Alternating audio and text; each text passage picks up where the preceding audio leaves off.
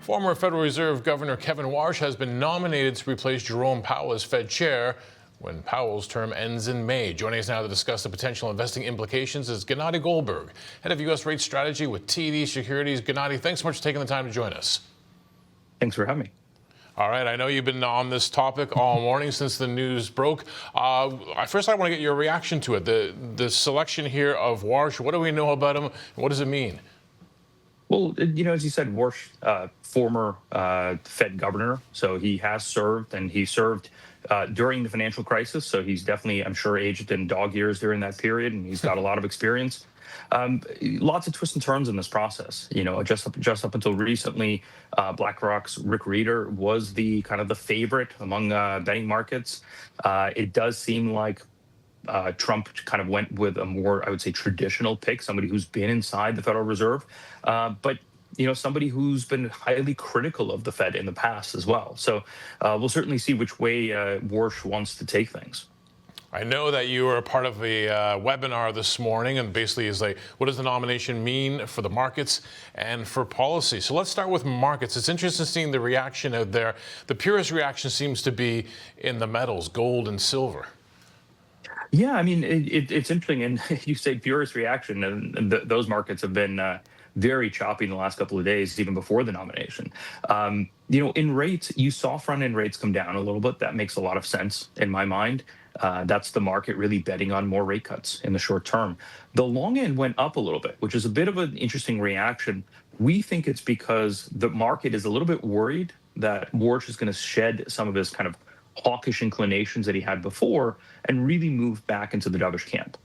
The other point is, the market thinks he is not going to be as willing to kind of increase the Fed's balance sheet over time.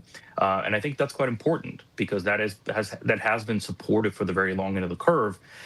We'll have to see. The biggest question for us is which Kevin Warsh shows up, the dove or the hawk. And at the moment, we just don't know. Now, when I looked at, I want to get back. I know you're not a specialist in commodities, but is part of that the fear, the debasement trade of the past couple of days, Fed independence? Do we feel, or at least from the market reaction today, and it's only one day of reaction, that the markets are saying, okay, we might have some concerns about is he a dove or is he a hawk, which Warsh shows up, but at the same time, this will be an independent Fed? I think there's a little bit of a vote towards Fed independence. But that being said, President Trump in an interview today said, yes, it would be inappropriate for him to tell Kevin Warsh what to do, but he also said Kevin Warsh is looking to cut rates. So make of that what you will. I think the dollar's reaction, I think the reaction in commodities also suggests that the market is a little, maybe breathing a little bit of relief that Fed independence is off the chopping block. But we'll have to stay tuned. We'll have to see exactly what transpires. Remember, we've also got the Lisa Cook trial that already happened. The decision is supposed to be handed down by the Supreme Court sometime in May or June, and that could be quite a monumental shift for the Fed's independence. Of course, this is just a nomination right now. One senator already said he will oppose the confirmation of Warsh. Of course, that investigation into current Fed chair Jerome Powell, if that's not dropped, then they're not going to get confirmation. Now, how much politics are we going to see? How much drama are we going to see?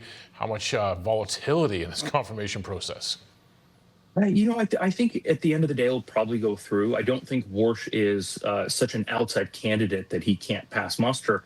There are other politics at play, like you said. The point about the investigation into Chair Powell. I think that has to be resolved before we can actually move forward on Kevin Warsh. Senator Thom Tillis has basically said just that. He is retiring at the end of the year. He's one of the Republicans on Senate banking. He can really hold this thing up. So really kind of puts the ball back into the Department of Justice's court for them to wrap up their investigation into Chair Powell relatively quickly and be able to move on with nominating or confirming Kevin Warsh, because they do want him in that seat as soon as possible. Now, even if Warsh's nomination goes through, he becomes the new Fed chair. Jerome Powell has to give up the big chair. He doesn't have to leave the Fed. Any chance after everything he's been through that he chooses to stick around, sit at that table still?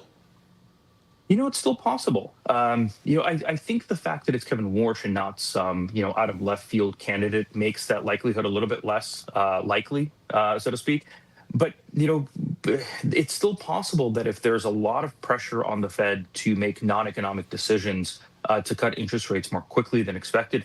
Powell could technically stay in that seat all the way through early 2028 and deny the administration the ability to appoint one other member onto the board. So it's possible. I think the other part worth remembering is, Kevin Warsh will be 1 out of 11 voting members on the FOMC. So he really still has the task of convincing the rest of the committee about why rate cuts are important, why the balance sheet shouldn't be any bigger than it is today. So he's got a tough task ahead of him. Okay, so for all the drama that led us to Warsh becoming the nominee, what does an investor need to take away from this piece of news, to take away from today? I think the takeaway is this is kind of a little bit of a sideshow. I think focus on the fundamentals. Chair Powell in the last meeting, he's still important. He's not quite a lame duck yet. Did suggest that the risks to both the labor market and inflation have receded. That's important. That also means that in the short term, the risk is we're just going to stay still on interest rates where we are. Now, we still expect rate cuts later in the year. We do expect the labor market to keep moderating. We expect inflation to keep moderating as well. And we do look for the Fed to cut towards 3% by the end of the year. The issue is the timing of those cuts is going to be highly, highly data dependent. I doubt the Kevin Warsh nomination materially changes that in the short term.